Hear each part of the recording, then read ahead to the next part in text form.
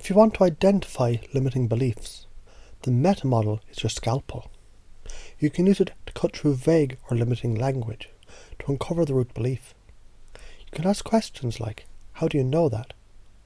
This challenges assumptions. According to whom? This uncovers external influence. What would happen if the opposite were true?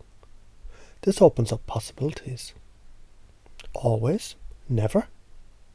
This challenges generalizations. In what way specifically? This forces specificity in the answers.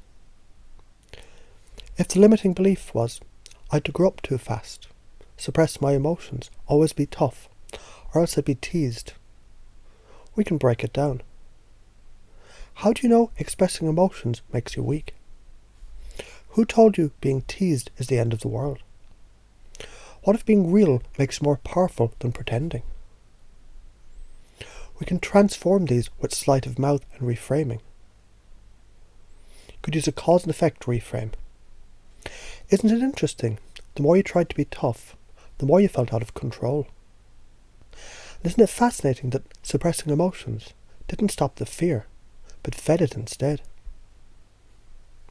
So if you flip this, if facing emotions makes you stronger, what happens next? You could use a complex equivalence reframe. You thought toughness meant control. What if true control comes from feeling everything and still standing tall? You linked being teased to weakness. What if it was never about you, only about them trying to avoid their own fears? You could use a metaphor reframe. Imagine a river trying to stop its flow, thinking that it makes it stronger. But the real power is in the water carving through mountains, precisely because it moves. We can install the new belief with hypnotic language. Now you've paced their reality. You lead them somewhere new. You can use Ericksonian language to slip the belief past their conscious mind. And as you sit here now, maybe realizing, the more you let go, the more control you actually gain. It's interesting, isn't it, that deep down, a part of you always knew this. And as you hear these words, feeling them settle in, you might notice that change is already happening, before you even realize how deep it goes. You can lock in the pattern with a pattern interrupt. You can end with an open-ended, mind-bending question, and this forces the unconscious to integrate.